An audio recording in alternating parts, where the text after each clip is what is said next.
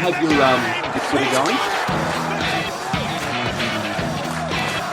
You there, Chris?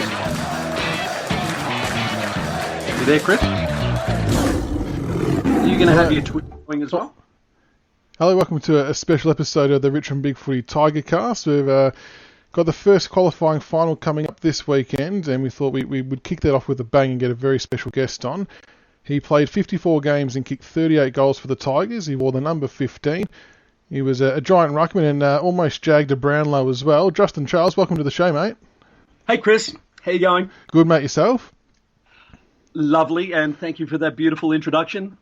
No, you're most welcome. So, I mean, there might be a lot of people maybe a little bit younger than me that might not remember you. Yeah, well, no, we won't go there. No, you're a competitive beast, to say the least, weren't you, back in the day? Yes. I loved it. And I feel that was probably the strong suit of my game is to win my football when it was time to go, and in fact probably not much else. No, but in the end sort of built my game around the one percenters, tackling, shepherding and spoiling, and whatever came off that was a bonus, and yeah, that's probably accurate to say that I was competitive, yeah. Pretty good goal kicker as well. 38 goals for a ruckman. I mean, not many ruckmen these days would kick that many in their career.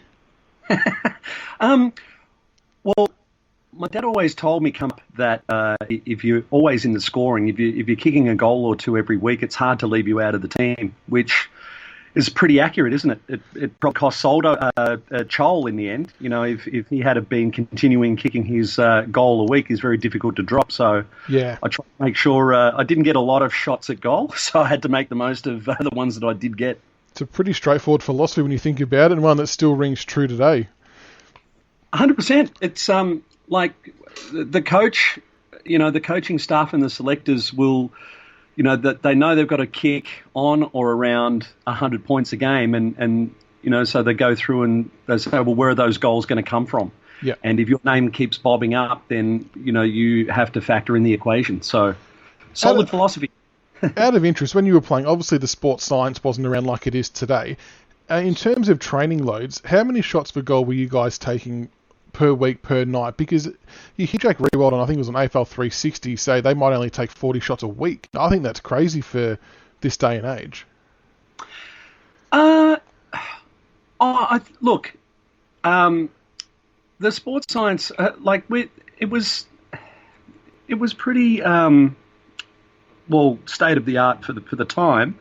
Obviously, not what it was, you know, what it is now.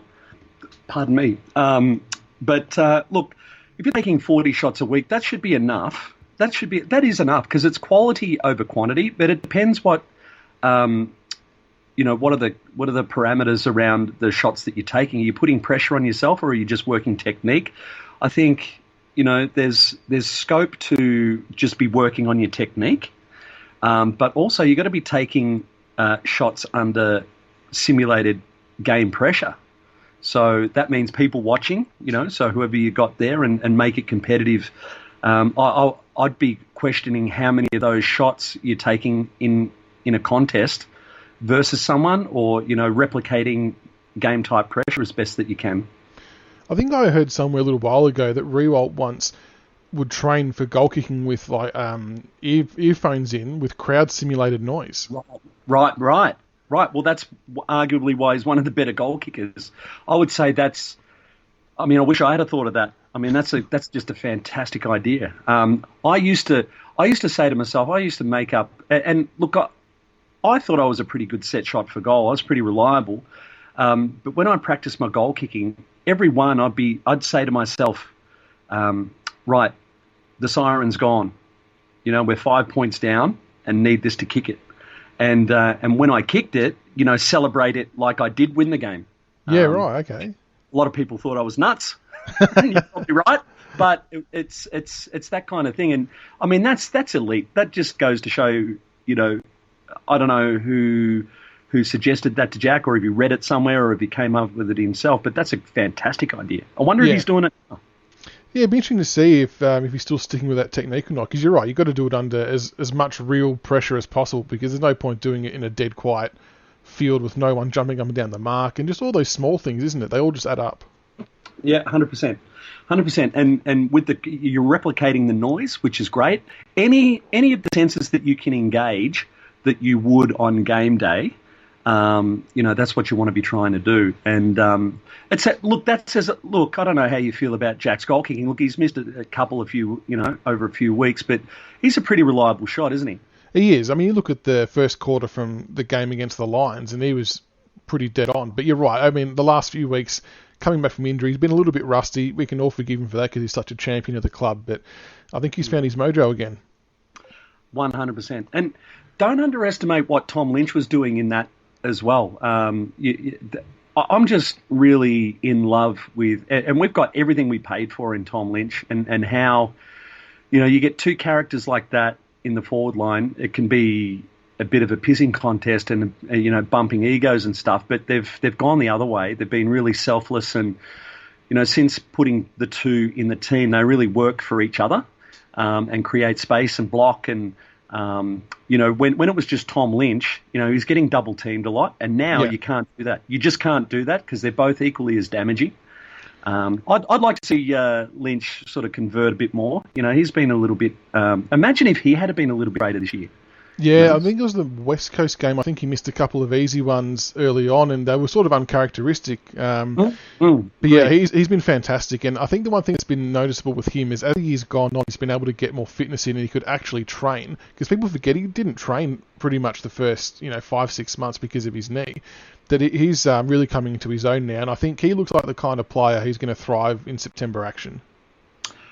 Look, all of what you've said, and it just goes to say something about the character of Tom Lynch. I mean, it's okay to go after star players, but Richmond tend to, in this evolution that we're watching now, they tend to go after the players of really good character, and that just says about Tom Lynch, playing hurt.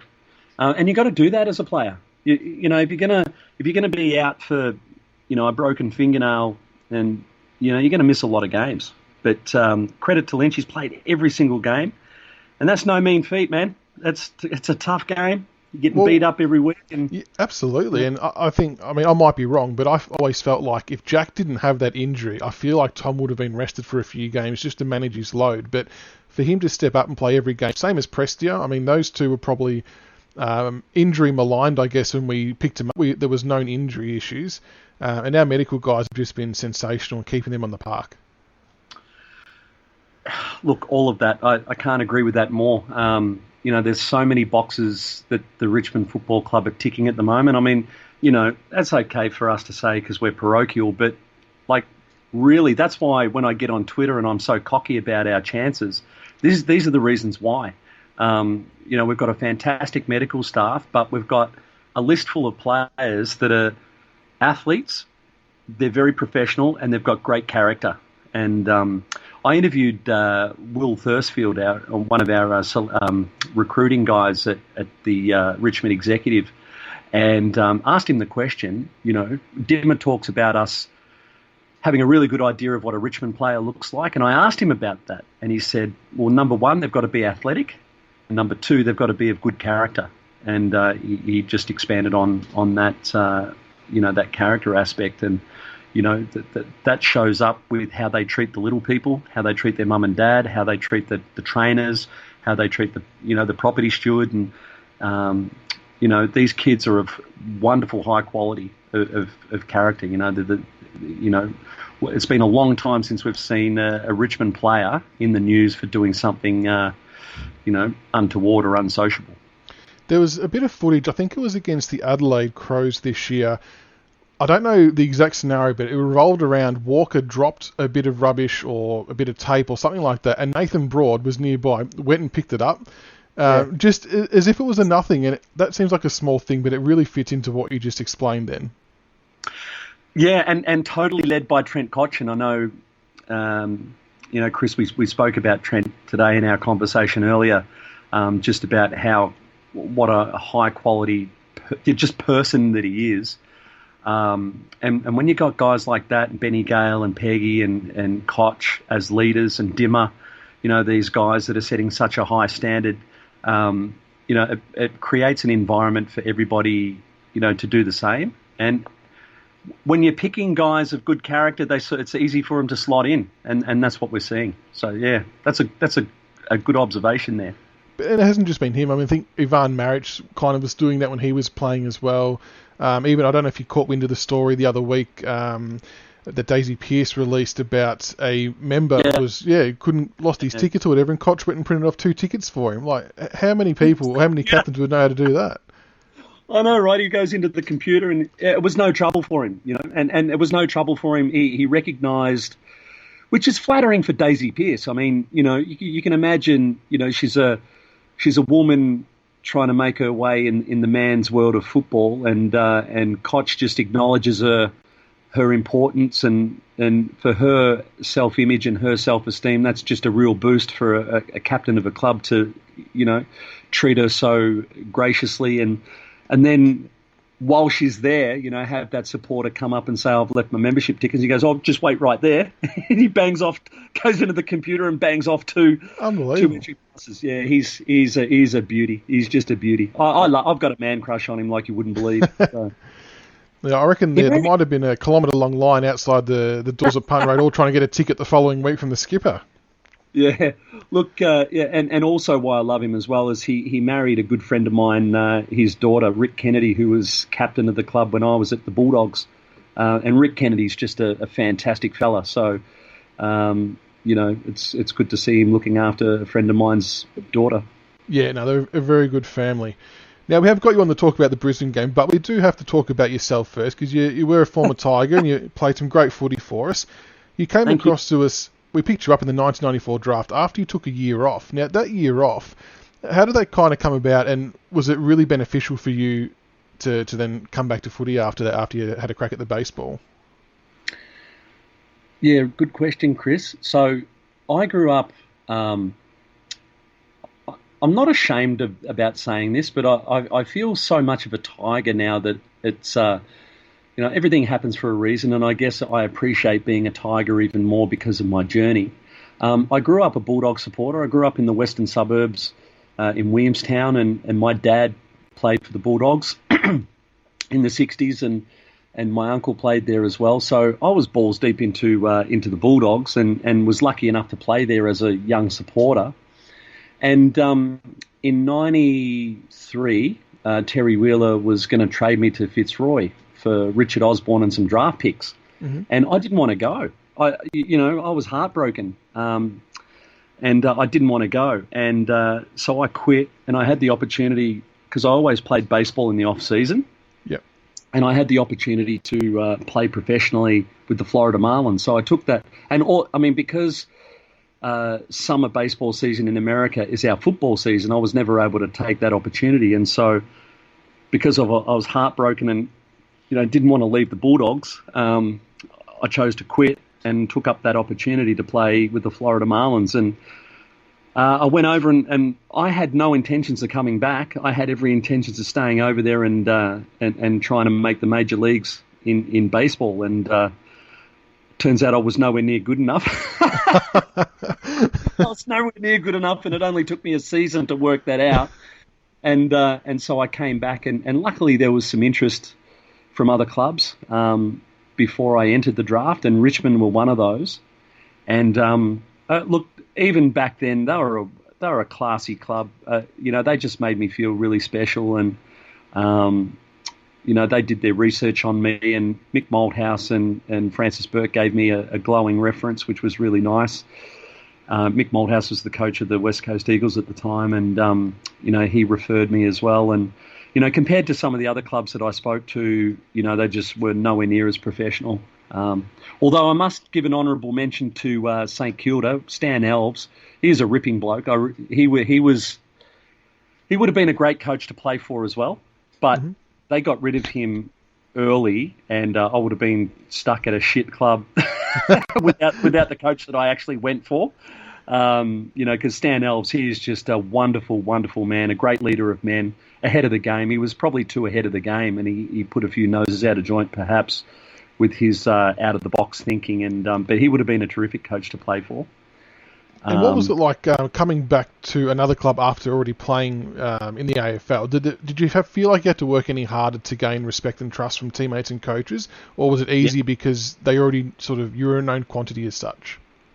No, you're right. I felt, look, it was such an honour and privilege to get picked up by Richmond, man. You got to understand, coming from a small market club to arguably the biggest market club in the whole comp, and just the calibre of person. Even though, we struggled for results, we were kind of fighting against, the spectre of unsuccess. And there was little tolerance for development. We needed to be successful like straight away.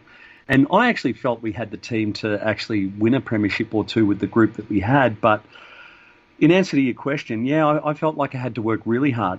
And I did work really hard to gain the respect and trust of not only my teammates, but the coach, John Northey, as it was at the time. And man, he was fantastic. John Northey is one of the best coaches that I've had. But so too was Robert Walls. I've been very blessed. I've had some fantastic coaches that you'd die for, and Swooper and Wallsy were certainly two of those. And you played 17 games in your first year with us. It must have been a good feeling to have that consistent game time, because you probably weren't getting as many games as you would have liked at the Bulldogs. Yep. And there was reasons for that too. I matured a lot.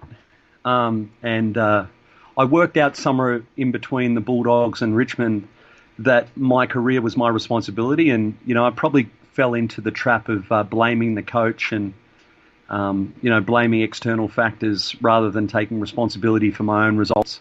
Because at the end of the day, players pick themselves. Like, you'll play when you kick the friggin' door down, right? Yeah. And that's basically what I did. I kicked the door down. I played better than the comp that I was playing in, which was the reserves. I dominated that level. And when you play like an AFL player in the reserves, there's only one place for you.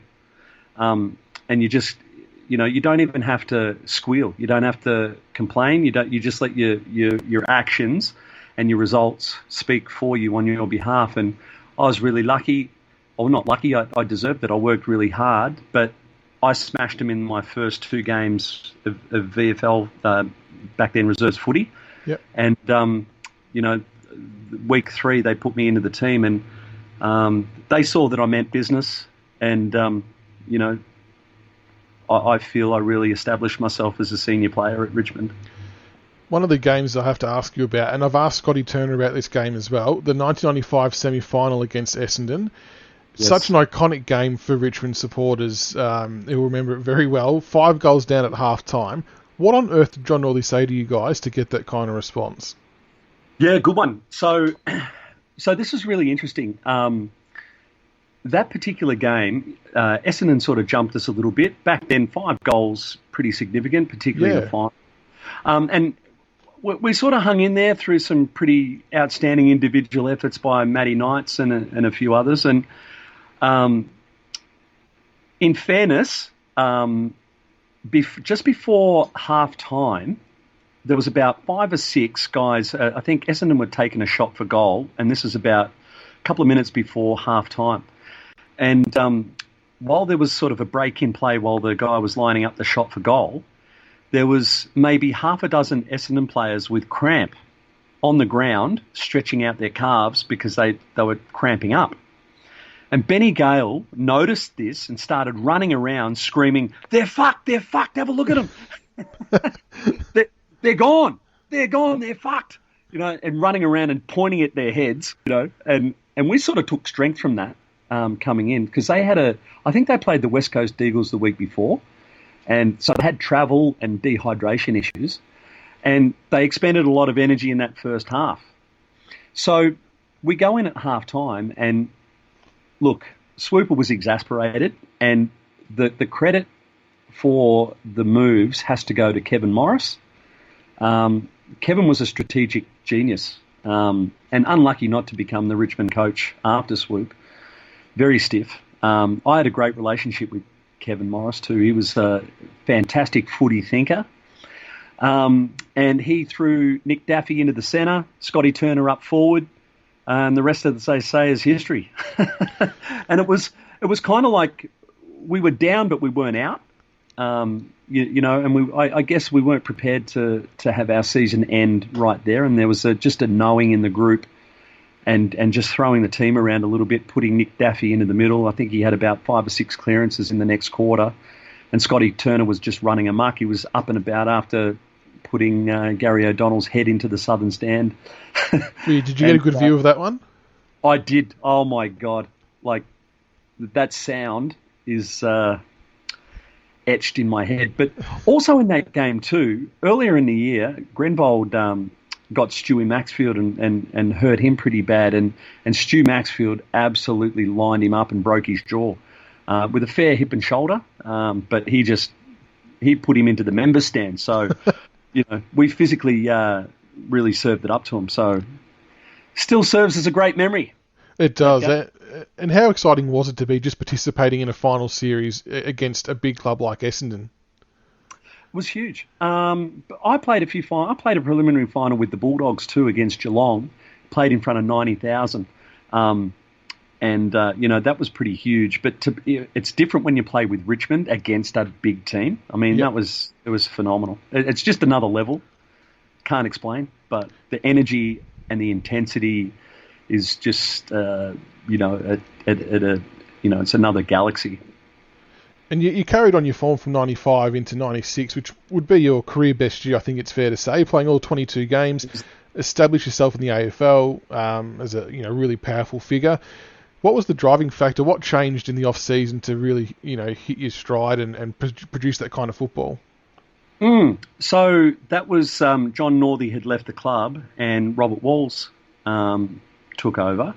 And that was really disappointing because I felt, for all those factors that you mentioned earlier, that I worked really hard to establish a relationship and respect and rapport with John Northey. And now I'd have to start all over again after only 12 months. So I was shattered that John left. But it turned, these things, it turned out to be a blessing in disguise because Wolsey was coming in on a blank slate. And he just saw how hard I worked because I was, working really hard to establish myself as a regular first player. And Wolsey just acknowledged that and really encouraged me and gave me a lot of self-belief. And I had an extraordinary pre-season. Like, my work rate was really, really good. And it was probably about my, 7th pre-season, 6th or 7th pre-season. And the work accumulates. I was getting into my, I was 25, 26 years old. So as a ruckman, you're a key forward ruckman, the big blokes tend to develop later.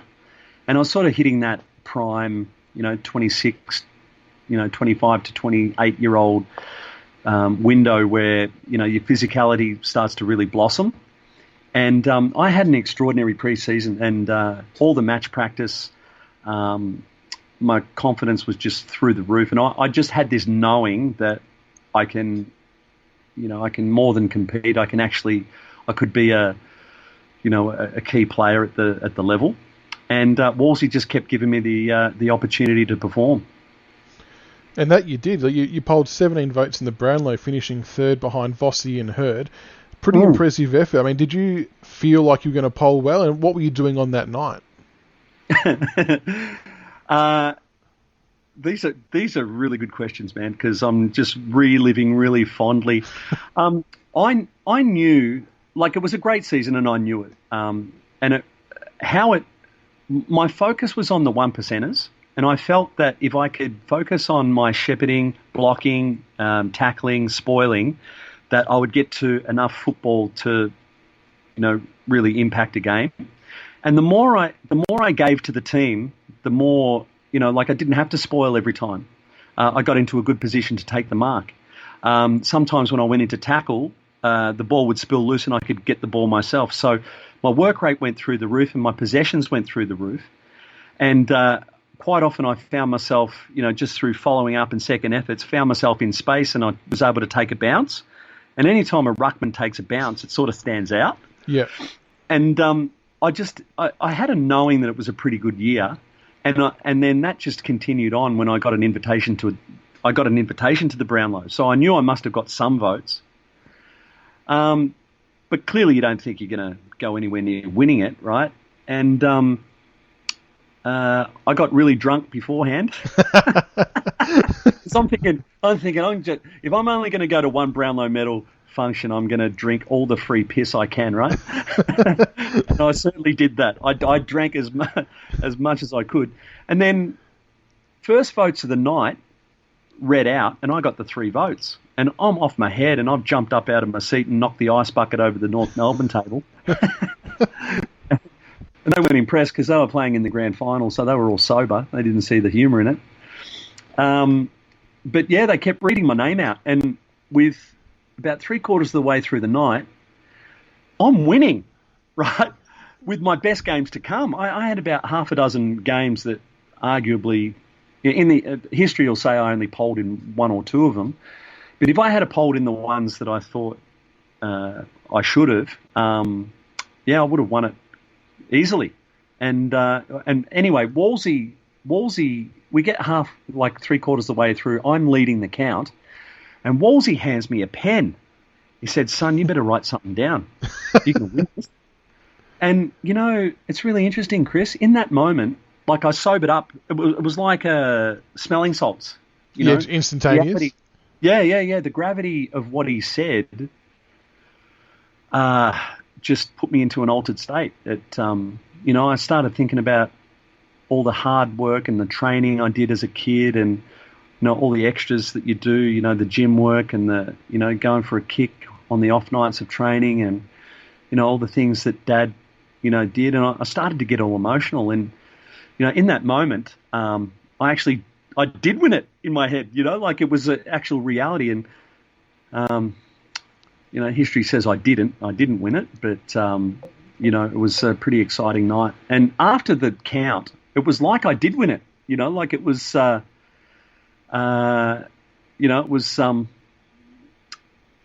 it was so exciting. We went to an after party at the casino afterwards and every sports star in the land was there and the Awesome Foursome were there and James Tompkins comes up and he wants to get a photo with me. And I'm like, how does this guy know me? And he goes, he's nearly won it and blah, blah. And I'm, it was so surreal. It was just so amazing. And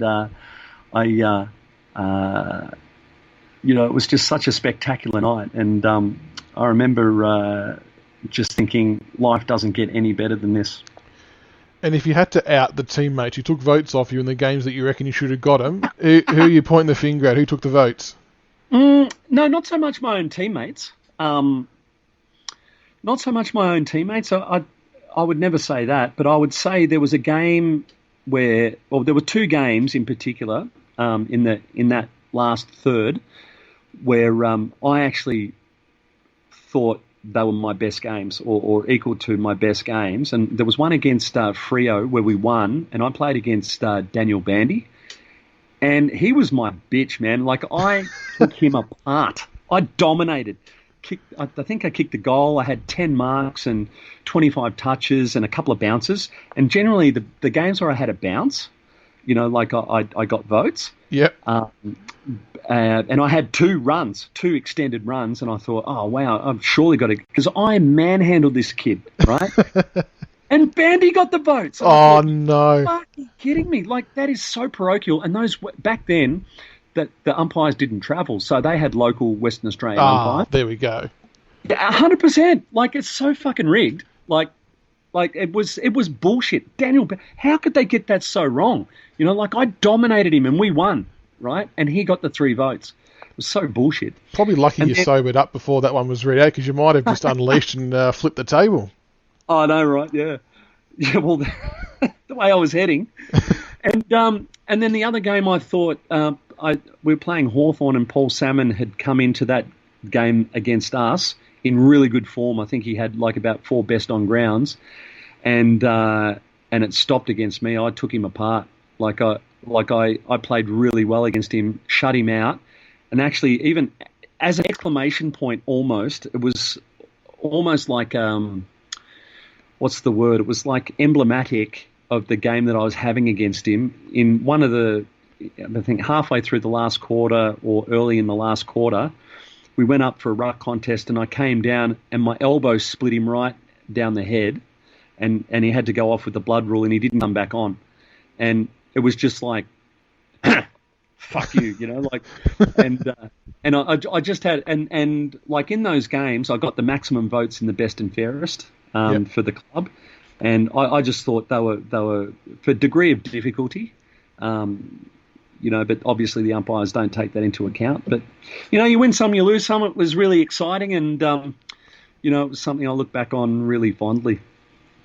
Absolutely, yeah. I can imagine that would have been a cracking night and after party. So you had to retire due to, it was a hip injury, wasn't it, that yeah, in the end it was. Got you in the end, yeah. So what happened there? How bad was it? And has it still affected you in life after footy? Yeah, well, look, it happened so quickly. I had a degenerative condition in my hip. Nowadays, Matthew Cruiser had the same injury, and then he just had a scrape, a reshaping of the hip joint, and he was he's still playing now. And so if that technology had been perfected, I might have been able to, get that. But it shut me down, and basically my right hip was like a lump of bone. There was no, it was so painful. It was like, they call it a stiletto heel effect. So if you can imagine like this sharp pin going into your hip, that's what the pain was like. And I was really that they had a Birmingham joint resurfacing procedure that I wasn't, the technology and the materials that they were using weren't really built for longevity at the time, and I was really petrified of having the operation. So for a decade I put up with it, and it was soul-destroying. The pain every day was just sapping the life of me out of it, and it got to the point where I had to get something done about it, and by then the materials got a lot better. And still got it today. And I went back to playing elite level baseball, and I actually went back to playing Super Fools. Oh, how'd you go? Yeah, well, funny story. My first game, so my mate sort of sucked me in to come down to the Williamstown Super Rules team, and I started training with them, and I was feeling great. My hip was fantastic. And I thought, fuck it, I'll play. And first game, I'm thinking, I'm Justin Charles, I'll kick 8, no problem. and I'm, nearly 40, right? And I'm playing against guys that are just 35, right? Yep. And yeah, they'd just come out of Division 1 footy and really athletic. And I barely got a touch. I think I had four kicks for the day, and it was really humiliating. And in Super Rules, as you may or may not know, you play every second week to give you a chance to recover. Yep. And so I used that fortnight I went Rocky Balboa style, man. I got into my running program and got really fit. And then I was right after that. I came runner-up in the goal kicking and missed 4 games. So runner-up in the goal kicking in the comp. And, so I corrected the ledger. That's a successful return then. Very good. Yeah, but my arrogance to think I'll just rock up and I'll just kick 8, I was really humbled early and often. But then stupidly the next year, I got really fit. I'd had a full preseason. I got really fair income. I was going to really have a crack at it. And last practice game before the season started, a guy low bridged me. It was basically an assault and way off the ball, and needed a ACL reconstruction. So Jesus. That was the end of my footy career. I made my whole footy career without a knee reconstruction, and then playing fucking idiot old man's footy. You get end done. up with a knee. So, yeah. But it's great. I have no lasting effects on that, and my hip's fantastic. And it's good. It's good, yeah. And you're obviously still a passionate Tiger supporter, as you mentioned early on. And a lot of us have, on that? yeah, I know. Probably some of the tweets that get fired off, but a lot of us have started to cotton on to. So before we go any further, please, if you're listening and you don't already follow Justin Charles on Twitter, make sure you follow him. He comes out with some corkers, so he's at JuzzyCharles15. Or if you follow me, you'll see me. I've tagged him on the interview as well, so make sure you follow him. Before we get stuck into the actual footy talk, I do want to talk about some of the, maybe more of the topics, I guess, that you've tweeted about recently, because there's been some absolute belters we spoke about today. Just your general thoughts on Chris Scott and the GMHBA Stadium issue not having a home final there? Yeah, I really enjoyed our chat today. Chris Scott, look, you know what? I really respect what him and his brother have done in their footy careers as players. And it's a hard gig to coach. But, geez, you know, the way they talk, they're the biggest victim. They've got the biggest victim mentality of all time. And every time they open their mouth, it just seems like a whinge. Yep. You know, like they seem to be whinging about everything. And, well, now he starts his comments off by saying, if you're not a Geelong supporter, this will sound like I'm whinging. So right. He's actually acknowledging it and saying that up front. Right. And Chris, here's a note for you. Here's a memo. You are whinging. And to your own team, it sounds like you're whinging too. And, you know, I just really feel it's irresponsible the way he speaks about this home final thing. I mean, there's a time and a place. And I feel after, you know, in the off season and the pre-season is a time to talk about those things. When you bring up those things like, we deserve a home final, well, that might be true, right? But what you're doing is you're planting a negative psychological impact in on your players, whether you like it or not, by your words, saying, and the narrative is that you can't win at the MCG, or that Richmond have the advantage at the MCG, or whoever has got the advantage at the MCG, which by definition means you've got the disadvantage. Yes. So that's how it works. So he speaks in a way that he completely disregards the power of the subconscious mind and the power of people in authority's words, which he's in authority by being the coach. He's the most authoritative voice at the club. And if you contrast that with how Dimmer and the leaders at Richmond speak about everything, you know, their motto, their credence is anyone, anywhere, anytime, right? We saw when Richmond were going to be made to wear their away jumpers in their first grand final in a long time, or, you know, and all the drama was off field. It was never with the club. It was never with the playing group. And Dimmer was like, we'll play in Hessian bags. Yeah. You know, it doesn't matter what we wear, right? And the players took that on and they came out and you know, when that communication is coming down from the top, that's the communication that's reflected across, you know, the rank and file of the troops. And I just feel it's really irresponsible because he's planting negative connotations into his team's heads. And for him to come out and say, well, that's if they're mentally fragile, you know, well, no, it's not. Consciously, they don't accept it, right? Of course, consciously, no one accepts the negative, but that's not what rules your performance. Your subconscious mind is what rules your performance, and your subconscious mind is like a 7-year-old boy or girl, if you were a boy or girl, right? So it's this really naive. You've got to be really careful, and you've got to filter all the information that goes into your subconscious mind. Otherwise, it can affect it negatively. And you watch, mark my words, and I've said it, I've tweeted it, it's on record. I believe Chris Scott has negatively impacted his team. They'll go out in straight sets. I'm with you on that, and like I said to you today, my Geelong supporting mate agrees that his comment is going to have a completely negative effect on the way the Cats play, and it's going to be no one else to blame but him. But that's for them to deal with, I guess. Yeah, and fuck them, you know, like if absolutely, but, like, and I try not to engage. If you notice, I'll fire off these outrageous thoughts and comments, you know, about what I think. You know, Twitter's such a good medium for me because I'll just say what I feel in the moment when I feel it. And, like, I'll read the paper in the mornings and generally I'll fire off a few tweets about what I read in the paper.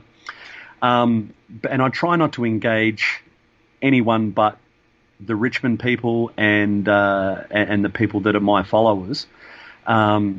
just to stay away from any negativity. But aren't the Geelong fans feral? Oh, they're kicking off. Oh my God, they're the most like seriously. The queue at Centrelink, and like what happens when their supply of dope runs out. Seriously, they are the most feral of feral supporters of all time. And I know every team's got their feral supporters. It just seems like Geelong is right up there. The best thing about Hawthorn beating West Coast is all this is now deflected to Collingwood. We've now been able to sort of handball all these arguments off to the Pies, right. So that's worked out well for us. Well, look, you know what? That in actual fact, I mean, how good, like how things have worked out has just been so glorious, and I really feel we're just so lucky that we've got such a team to be in admiration of at the moment, and to really adore at the moment, because we just give the minimum leverage on other teams, and we've done the right thing. All we've done is just worry about winning, and the cards have fallen our way. I believe, because it goes to show that we'll go up to Brisbane, and we'll carve up Brisbane. We will mark my words, we'll beat them by 36 points, right? I like it. And yeah, we will, right? We will, because our guys have in their head anywhere, anyone, anytime, doesn't matter, right? So they'll go up there and they'll smash them. And then what are these nutbag Geelong supporters going to say? Because they're going to lose to Collingwood, and they're going to go, oh, see, we should have got a home final. And it's going to be a completely off-topic narrative, and it's going to drag them down, and that'll carry over into their second game while we're resting and watching these clowns beat each other up. So it's really good how the cards are fall. I'm so glad that it didn't fall on us, and we get to prove. Not only to. I can't believe I'm even saying this, that we have to prove this to our own supporters, because surely, if you can see over the last 3 years, we have been the best team by a mile, right? Yeah. Our system is just extraordinary, and our consistency is just amazing. We'll go up there and we'll smash them, and the footy world would just be in admiration. I don't know. They seem to hate us, the footy world. But that's a good thing, I think. It's actually good to be hated again instead of being pitied. Look, it is what it is. I just, and that's why I don't engage anyone else outside of my followers and Richmond people, is because fuck those guys. Yeah, fuck absolutely. We've got enough to worry about. I'm taking a leaf out of our own super club, motto, and just worry about what I can control, and I interact with who I want to interact with, and not worry about the clowns, so. That's fair enough. Now, did you happen to catch the VFL qualifying final on the weekend? It was an extraordinary game. Richmond 15-10-100 defeated Essendon 15-8-98 by 2 points. The catch being we were losing by 40 points at three-quarter time. Look, I read all the reports, and I actually didn't see it because I actually, being Father's Day, or Father's Day weekend, I was doing baseball activities and daddy duties, so I actually didn't see how the boys went, but I believe it was just remarkable. I believe Nank really turned it on, and he did. Leon Pickett played exceptionally well as well. He took that really courageous mark, but I believe he really played well and put his hand up for selection. So, the health of the club across the board right now is just spectacular. It's, to have so many players playing well and pushing for selection is just the sign of the health of the club. Yeah, I mean, even going through the goal kickers, Dan Butler kicked 4, Chol kicked 2, Pickett 2, Menadue 2, Townsend, Nankervis, Moore, Coleman, Jones and Arts got 1 each. So they're all putting their hand up and making a case to play senior football. Maybe it's left around a little bit too late because it's probably a bit trickier to overturn a side. But, they're doing everything they can possible. So I watched the last quarter and it was just extraordinary. I mean, Nankervis got a free kick with about 9 seconds to go, kicked the goal, and that was the first time we hit the lead all day. So it just comes back to what you sort of touched on before, the mentality of the club as a whole, not just at the AFL level, but all the VFL guys. It's filtering all the way down, like you've said, and their never, say die attitude was just remarkable. It's extraordinary, and you know what I love, and this is where the character component comes in. When you probably got 30 guys you could select, and there's only 22 spots, but they're all still. No one's dropped their bundle, and you look at Dan Butler, like poor guy, premiership hero. Finds himself out of the rotation and comes up with a performance like that. I mean, what more can you ask? It's just like I can't speak with enough superlatives about the energy that's being created at the club. What McRae's done with those boys and how our development coaches have developed our guys and have just really stuck to a plan, and the guys have really bought into it, and we see that that never say die attitude and get over the line. All the boys that I interviewed through the year, coming through the twos, always said Essendon were going to be a danger team, and they took care of them 3 times. So no, it's an extraordinary effort. So to hit the prelim, and I think the one thing that always amazes me with how our VFL team's going is middle of the year, obviously our AFL injuries were quite large, so a lot of these boys were all up playing seniors. So to then be able to replenish the stock in the VFL, keep winning and maintain top spot, it's unbelievable. So full credit to the VFL boys, a well-deserved week off, and they're into the prelim. But the AFL boys have got Brisbane again up at the Gabba, as we spoke about before. Just as a quick fun fact, the last time they beat us at the Gabba was round 14 in 2004. So we've won the last 8 games in a row. And I mean, obviously the Lions weren't as good as they are now back then, but the same can be said for us as well. We've come a long way too. That's right. And what I love, do you know how hard it is to do what Richmond are doing? Because it's AFL footy. It's not, it's not WRFL. Deer Park versus Yarraville. This is the most scrutinised on a week-to-week basis, and you've got teams of coaches breaking your game down and trying to find weaknesses in your armour, and yet week after week after week, we continue to overcome and find ways to win. We were really tested with the West Coast that came over and they gave us their best punch and put 7 goals into us in that first quarter in the dry, and questions were asked. The coaching staff were able to identify what they were doing to break us down. They came up with a solution, and by quarter time were able to relay that information to the players. Then the players were able to take that information and actually execute what the new plan was. And we just ground them into the ground. We erased the lead, so basically eliminated their advantage from that first quarter. Basically, the West Coast did to us what we normally do to other teams, right? Yep. And normally we break the back when that happens to other teams, but we were able to not only overcome but go on and win in both wet and dry conditions. So that is just extraordinary, man. So of course we've developed and we continue to evolve.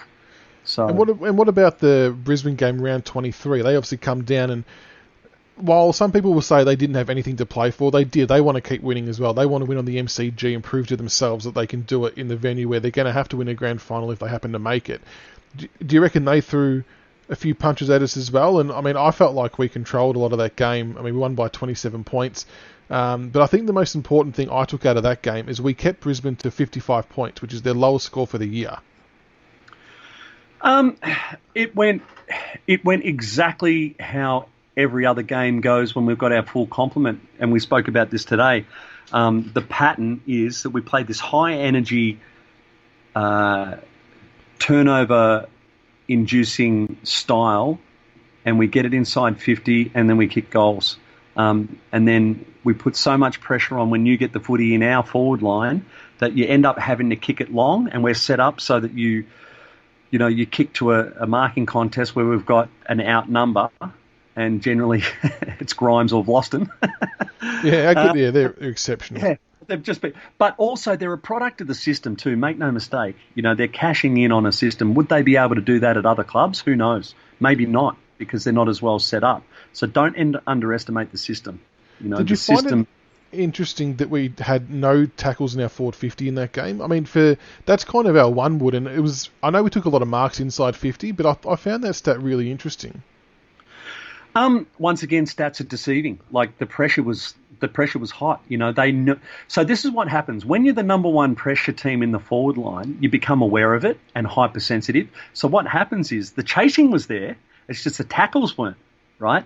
So the pressure was there, the chasing was there, and they were just getting rid of the football before they were getting tackled. Now, what did that result in? Exactly how we want to play.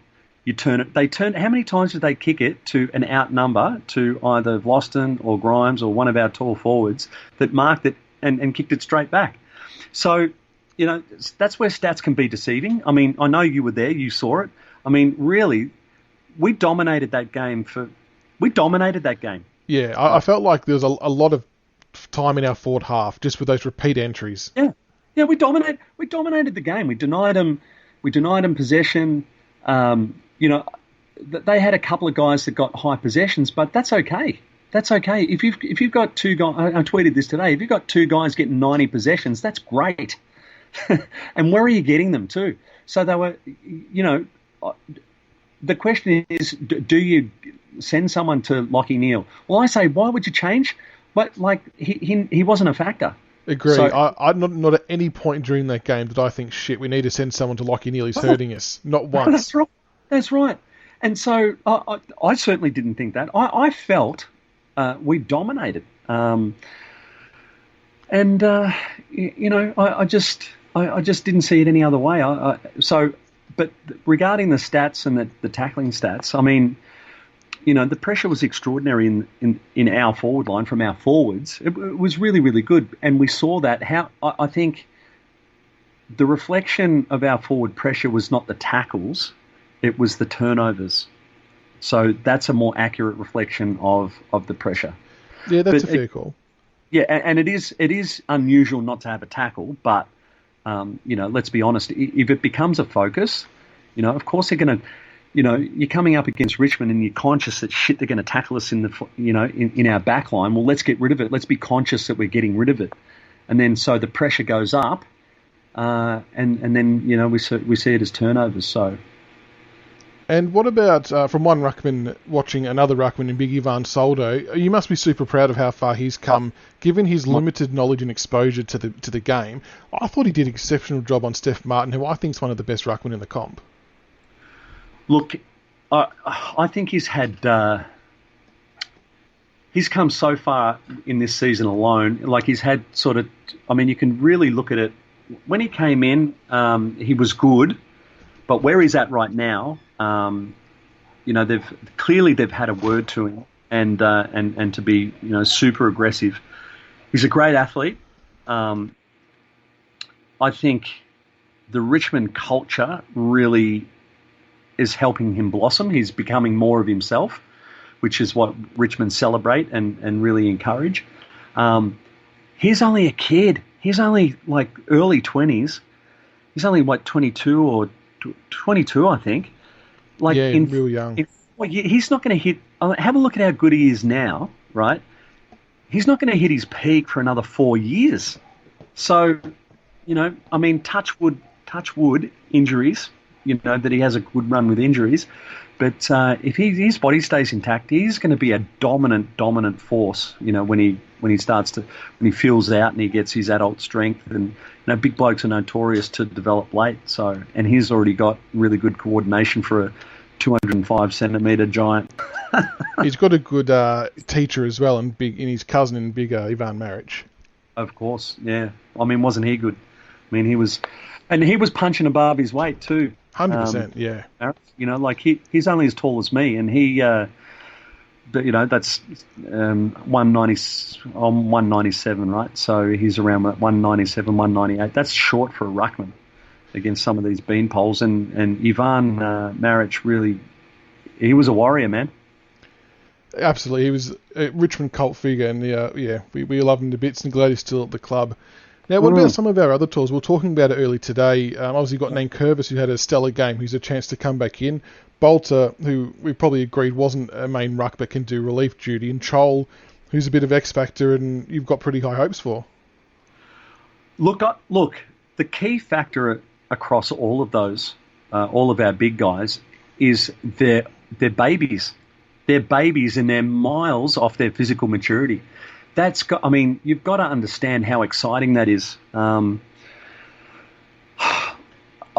can't speak enough.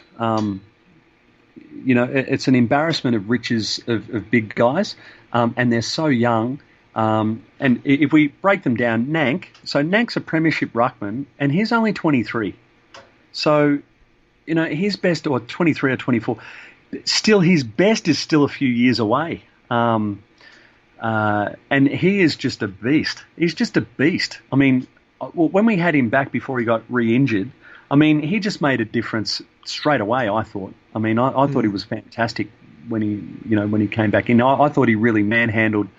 It was the Carlton game, wasn't it, that he came back in, and I felt he really he was a real presence and a really big body in the contest, and then we moved to let's say the next one in line, and what a season he's had. It's been a bit of a breakout for him too with Marbior Chol, and it just goes to show you the Richmond coaching staff are looking at the right things. You look at Marbior, and Big Marbs, what an athlete. He's still he's going to muscle up. He's going to put on, 10 or 15 kilos of muscle. He's just a baby, and his athleticism is just extraordinary. When he gains more understanding of the game and what he can and can't get away with, he's just going to be a goal-kicking. And like he's probably developing a specialty role as that second ruckman specialty, and being able to go forward. He's going to be a superstar. I really look forward to him, physically maturing. And then you look at young Noah Bolter. My God, he excites me, not from a ruck point of view, because he's not a ruckman. I don't see him as a ruckman. He competed really well last week and really gave it his all. It says a lot about the kid. But really, I see him more as like a ruck rover, if you like. And his speed is just blistering. The more you ruck, I reckon the more it damages your speed. So I wouldn't risk him in the ruck anymore. I'd just play him off the half forward or on the wing even, or on the ball. But I'd love to see him on the wing. Yeah, or on the ball and just feed him the ball and let him run. It's just his straight line speed is just electrifying, and he's a good kick. So and then we've got Coleman Jones, who could be anything. He's the youngest of the lot, and really exciting. He could end up being the best out of the lot of them. So yeah, we were spoilt for choice, which was good. Oh, it's amazing. It's just amazing, Back to the Lions. I think we both had a bit of a giggle about this on Twitter. What are your thoughts on the job that Grimes did on Charlie Cameron? Keeping in mind that Cameron had a bit of a bitch and a moan to the emergency umpire about being held, but the only two photos I've seen are of him having a fistful of Dylan Grimes' jumper. Yeah. Shut up, Charlie. Just shut the fuck up. Shut the fuck up, because you know what? Someone tweeted this too, that Dylan Grimes is a master backman, right? And there was nothing that he did that constituted, blocking his run. All he did was make contact before the ball was coming, right? And you're allowed to do that. You're allowed to have touch on your opponent as long as you're not grabbing them. Yeah. Right? He's just not used to that level of concentration and focus and physicality and athleticism that Grimes brings to the table. He had his pants pulled down. The only goal he got, was that mongrel ball that got kicked into the forward line, and the bad bounce beat Grimes, and he got that easy goal. But I'll tell you right now, Charlie Cameron, just shut the fuck up and get the football, mate, because no one respects pissing and moaning. You piss and moan to the umpire, you're a squealer. You got beat, mate. Just put your hand up and just say I got beat fair and square. Now this bringing highlighting the umpire onto yourself and hope that you get free kicks. Well, look, what I'll say is, as long as we get the same down the other end, with Tom Lynch and Jack Riewoldt, well then all's fair, because we'll get on the right end of the stick of that. If they're going to start calling holding free kicks for what Grimes did, I mean, if it's going to be fair both ways, then Lynch and Riewoldt will kick 6 each. Lynch got punished for Harris Andrews bumping into him and falling over. He got punished for being too strong. I know. So what I say is, you're really clutching at straws, and you're beaten before you start if you're pissing and moaning about the umpires, Charlie. So just worry about yourself, kid. Just pick your own efforts up and get to where the guys can kick it to you. He was victim of, some great forward pressure on our behalf. The ball was coming in randomly, and, get your teammates to kick it to you properly, mate. So what changes this week? It's a huge game on Saturday, qualifying final. The first time the Lions have been in a final series for a while. We've obviously been there the last few years. What changes from our game plan perspective to make sure we get the win than what we did in round 23? Or is it just much of the same, just that high-octane pressure, limit their outside run, and just let everything do its work? You hit the nail on the head, Chris. More of the same. I mean, why would you change? We haven't changed. I mean, the power and the strength of our group right now is the way that we're able to adapt what we do to what we're up against. It's just more of the same, mate. I wouldn't change a thing. I think we play it how we want to play it, which is a lot of tackle pressure, force them to turn it over, play the game in our forward half, put pressure on the ball coming out, intercept mark, and then just run it forward at all costs. What we're very good at is, did you notice how the first goal of the game the last time we played, they chipped it around, and then they had I don't know if you noticed, but in that first half, and all through the game, in fact, the only real decent shots they got were from the pockets. Yeah, we forced them wide. Yeah. So if you're having shots, they're low percentage shots, and they kick some pretty good goals from pretty tight angles. So you tip your hat there, because you can't block everywhere. Yeah. As long as we're getting the ball into our 50 more than them, and we convert our opportunities. So I tell you, what I reckon our biggest Achilles heel is? I'll tell you what our Achilles heel is, or where we're going to come unstuck, if anything. It's not what Brisbane or any team in the 8's going to do to us.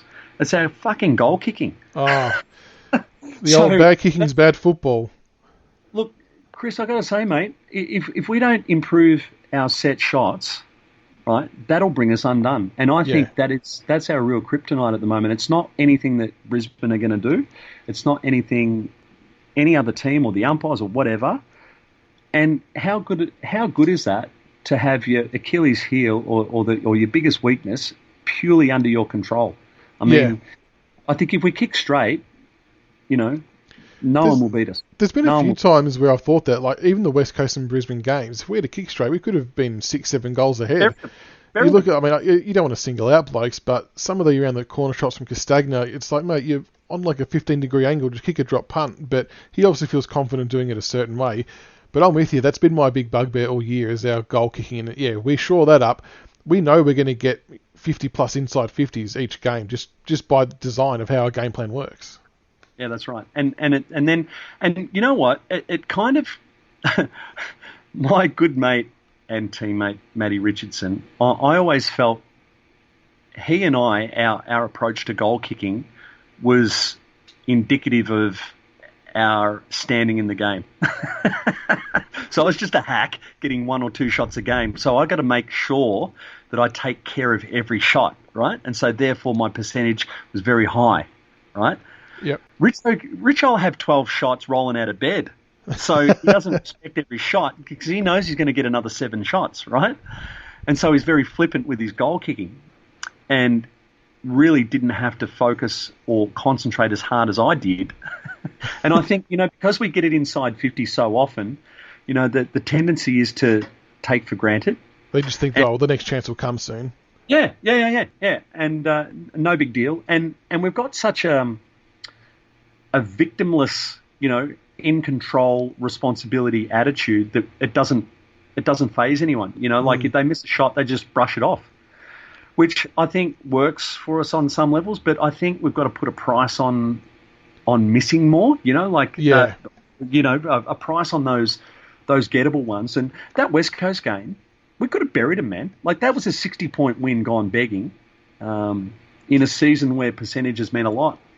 It could have been the difference between us playing at the Gabba or playing at the G this week.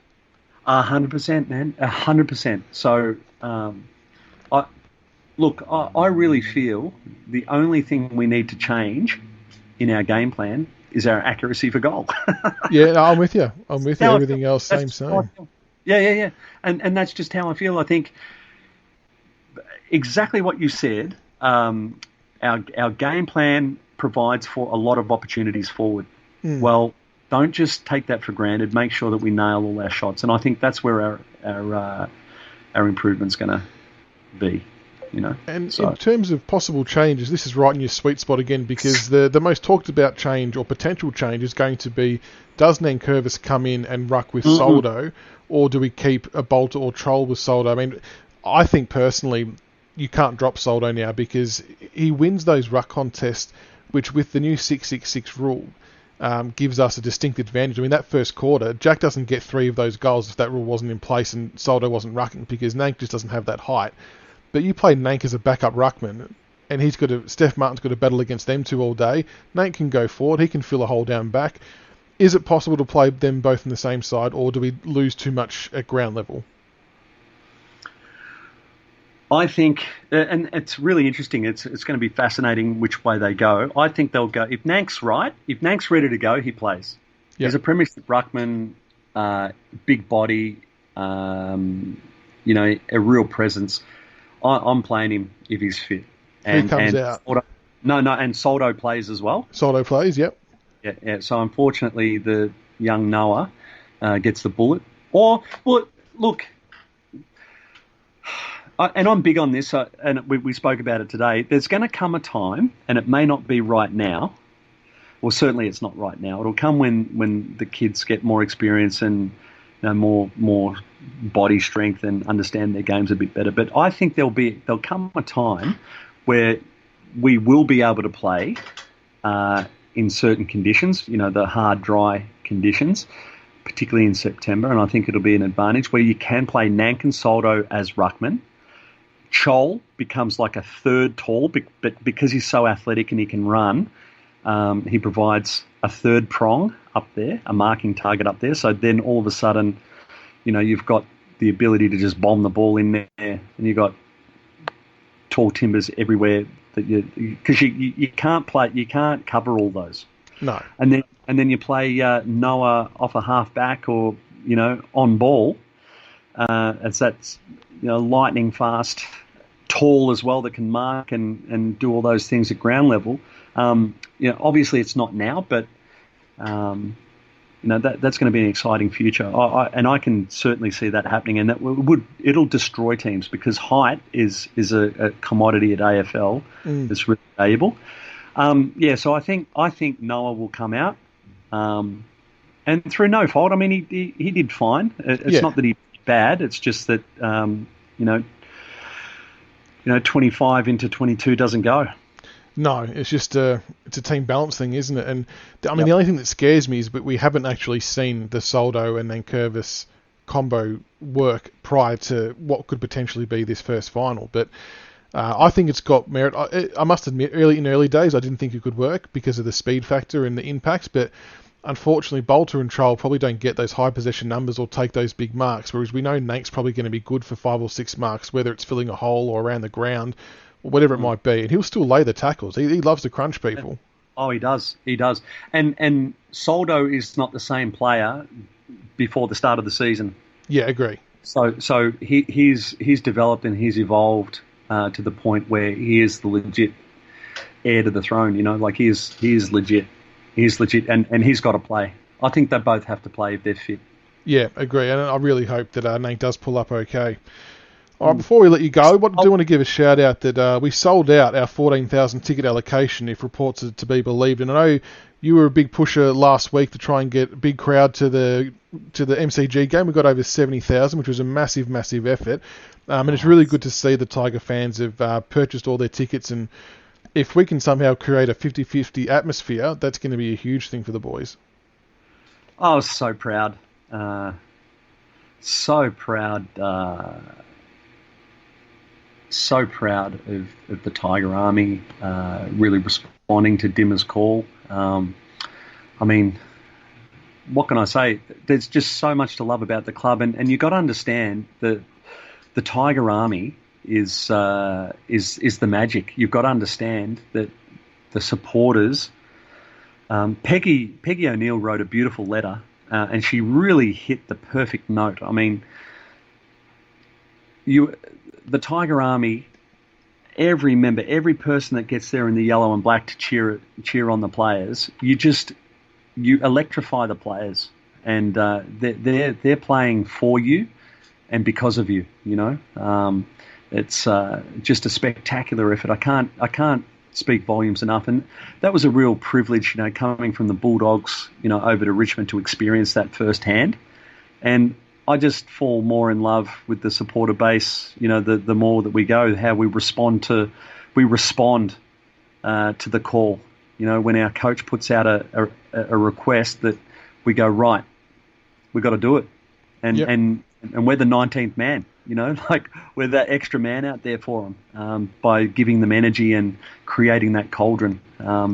It's intimidating, and that's why everyone hates us, is because we're able to generate that. I mean, were you at the preliminary final in 2017? Yeah, that was just a really amazing atmosphere.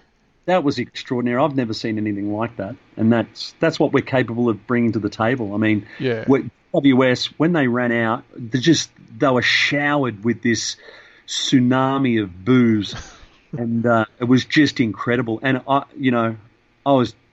couldn't have been. I was never been so proud to be a Tiger that day. What about the Geelong qualifying final? The first time when the boos went out, that kind of caught me off guard. But that was just magic. Like, I suppose in the build up to it and everything, it was just a typical Tiger Army moment. Typical. I got so many of those. There was one where we do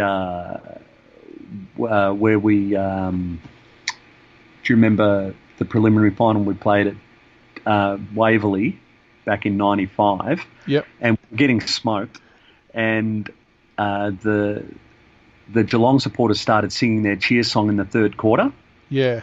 And then the Richmond supporters just went, fuck that, and just in unison just drowned them out. And I was playing on Stephen Hanley, and Stephen Hanley turned to me and he goes, man, you got some supporters.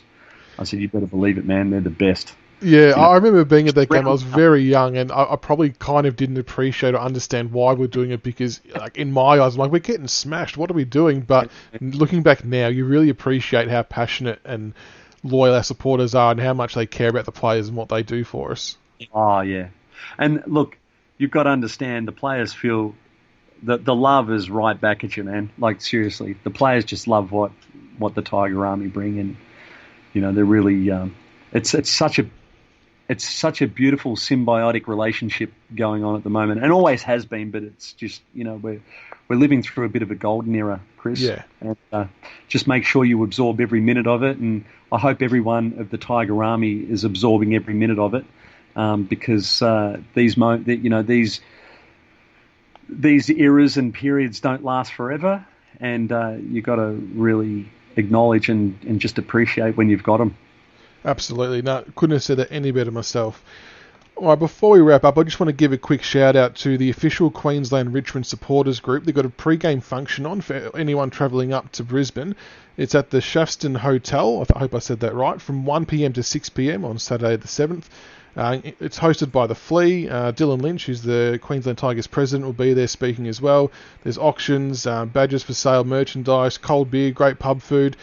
So make sure you get down there, and at 6 o'clock the Tiger Army is going to do an official march over to the Gabba. It's about a 10 to 15 minute walk, so make sure you get down there and make yourself known. Say hi to a few Tiger fans, It's a $5 cover charge at the door. Kids are free, and if you're a Queensland Tiger member, you're also free. So make That's sure awesome. everyone gets down there and really sort of show the city of, well, show all the Brisbane people there that we're here and we mean business. I remember seeing something similar when we played over in Port Adelaide. There was a big march on, and I think they were a bit intimidated by the fact that we had just as many numbers as they did. So if we can do something similar, that'd be good. Now, I hope all the kids are in bed when I say this, but we're going to make sure we go in there like Vikings and we win the game, we smash them on the field, we drink their beer and root their women. That's a good note. Maybe we can put that on the banner. No, we'll see. Our banner's too classy for that. That's our cheap year 10 dropout, Western suburb educated Tigers that used to play vernacular. That's all me. No, I like it. And before we finish up, what's your final tip, including margin, for this big game? 36 points plus, Chris. I think it'd be more of the same. If we kick straight, it'll be 72 points. I just can't see them. I think Brisbane, they're focused on Grimes and umpiring and a whole bunch of. They're lulling themselves in. If they got confidence out of what we did to them at the MCG a couple of days ago, they got beaten by 5 goals, right? Yeah. And the game was effectively over at halftime. So if they're getting confidence from that, good, because it's based on flawed logic. We're going to smash them. I think right now we'll go up there, we'll take the points, we'll drink their beer, root their women, come home, have the week off, and then face whoever we're going to face in the preliminary. Yeah, I'm with you. I reckon if they thought they saw pressure on that MCG game, I think they've got another thing coming. I think our boys know to take it to that next level, and we've got a good little habit of putting that pressure meter right off the charts when we have to. So no doubt the boys will bring the heat. I reckon we'll get up by about 27 points. We tend to hit the high 20s, low 30s, don't we, in the last month or so. But we're just going to make sure we're there and we're loud. Yeah, look, the pattern is always... But look, the wonderful thing is the game's going to be decided by half-time. And generally, the reason why we drop into the margin of the high 20s is that, in the junk time, the last 10 minutes to go when the game's effectively over, generally the opposition will get a couple of junk time goals to make the score look pretty respectable. But really, the result's already been decided. So... they can have those. Absolutely. Now, looking forward to a huge contest. Good on you, Chris. The Tigers get the win and advance to the prelim, we hope. Justin, thanks so much for your time tonight, mate, and your insights. Really appreciate your time. And very, very welcome. If we keep winning, I'd be more than happy to have you back on and talk some more crap about more teams and keep pumping the Tigers' tyres up. No worries, and by then we'll have a few more controversial tweets out by then to talk about. So Absolutely. All right, thanks heaps again, mate. No worries, Chris. Take care. Thanks. Go Tigers.